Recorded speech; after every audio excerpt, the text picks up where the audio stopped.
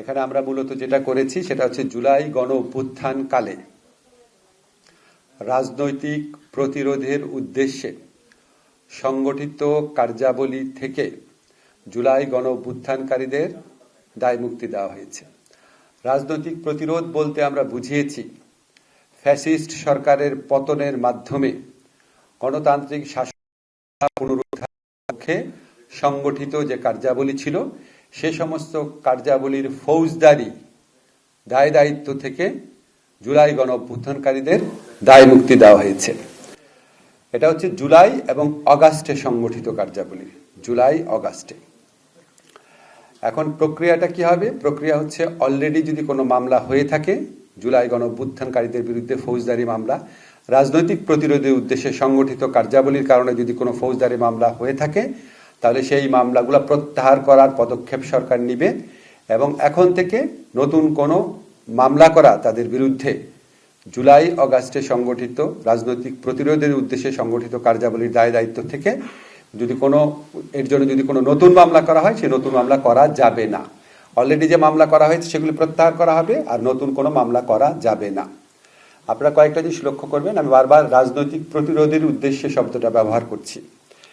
জুলাই এবং অগাস্ট মাসে কেউ যদি রাজনৈতিক প্রতিরোধের নামে ব্যক্তি এবং সংকীর্ণ স্বার্থে কোনো হত্যাকাণ্ড ঘটায় সেটার ফৌজদারি দায় দায়িত্ব থেকে সে রেহাই পাবে না। এখন কোনো হত্যাকাণ্ড ব্যক্তিগত এবং সংকীর্ণ স্বার্থে জুলাই গণ অভ্যুত্থানের সাথে রিলেটেড না, রাজনৈতিক প্রতিরোধের উদ্দেশ্যের সাথে রিলেটেড না, লোভের বশবর্তী হয়ে বা প্রতিশোধ স্পৃহা থেকে ব্যক্তিগত এবং সংকীর্ণ স্বার্থে কেউ যদি হত্যাকাণ্ড ঘটায় তাহলে তাকে দায় মুক্তি দেওয়ার উদ্দেশ্যে আইন করা হয় নাই। আইনটা করা হয়েছে এই ফ্যাসিস্ট সরকারের পতনের মাধ্যমে গণতান্ত্রিক ব্যবস্থা পুনরুদ্ধারের জন্য সংগঠিত কার্যাবলী এবং সেই কার্যাবলীতে কালেকটিভলি যারা ইনভলভ ছিলেন তাদেরকে দায় মুক্তি দেওয়া হয়েছে। এখন প্রশ্ন আসতে পারে কোন হত্যাকাণ্ডটা আপনার রাজনৈতিক প্রতিরোধের প্রক্রিয়ায় হয়েছে আর কোন হত্যাকাণ্ডটা ব্যক্তি এবং সংকীর্ণ স্বার্থে করা হয়েছে যেটার সাথে রাজনৈতিক প্রতিরোধের সম্পর্ক নাই। এটা নির্ধারণের দায়িত্ব আমরা দিয়েছি মানবাধিকার কমিশনকে। কোনো ভিকটিমের পরিবার যদি মনে করে তার পিতা বা তার ভাই হত্যাকাণ্ডের শিকার হয়েছে অন্য কারো ব্যক্তিগত সংকীর্ণ স্বার্থ থেকে, এটার সাথে ফ্যাসিস্ট সরকারের পতনের সম্পর্ক ছিল না, তাহলে তিনি মানবাধিকার কমিশনে যাবেন। মানবাধিকার কমিশন যদি দেখে যে সত্যি এটা ব্যক্তিগত সংকীর্ণ স্বার্থে করা হয়েছে তাহলে মানবাধিকার কমিশন এটা তদন্ত করবেন, তদন্ত রিপোর্ট দিবেন আদালতে। সেই তদন্ত রিপোর্টই পুলিশের তদন্ত রিপোর্টের মতো করে গণ্য করা হবে।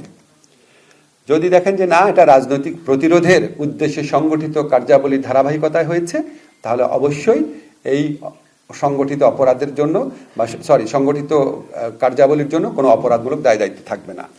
অর্থাৎ হিউম্যান রাইটস কমিশন যদি দেখে যে না যেই হত্যাকাণ্ডটা ঘটেছে এটা রাজনৈতিক প্রতিরোধের প্রক্রিয়ায় ঘটেছে সেটার কোনো দায় থাকবে না, সেখান থেকে দায় মুক্তি পাওয়া হবে। কিন্তু দেখা যায় যে ব্যক্তিগত সংকীর্ণ স্বার্থে করা হয়েছে এটার অপরাধমূলক দায় দায়িত্ব থেকে অপরাধী রেহাই পাবে না। এই হচ্ছে মূল কথা। আপনাদের যদি কোনো প্রশ্ন থাকে আপনারা করতে পারেন। জুলাই অগাস্ট না, কোনো ডেট দেওয়া নাই। আপনাদের একটু স্মরণ করিয়ে দিই, আমাদের মহান মুক্তিযুদ্ধের পরে যখন দায় মুক্তি আইন করা হয় সেই দায় মুক্তি আইন করাকালে 1972 সনের মুক্তিযুদ্ধ কিন্তু আমাদের শেষ হয়েছিল 1971 সনের 16ই ডিসেম্বরে বিজয় অর্জনের মাধ্যমে। কিন্তু ওখানে দায় মুক্তি দেওয়া হয়েছিল ফেব্রুয়ারির 29 তারিখ 1972 পর্যন্ত। তা আমরা এত দূর বিস্তৃত করি নাই, আমরা জুলাই অগাস্ট, আমরা জুলাই গণ অভ্যুত্থানের যে ডেফিনেশন আছে আমাদের বিভিন্ন ঘোষণাপত্র জুলাই সনদ সেটাকে বিবেচনায় রেখে জুলাই অগাস্টে সংগঠিত ফৌজদারি কার্যাবলী।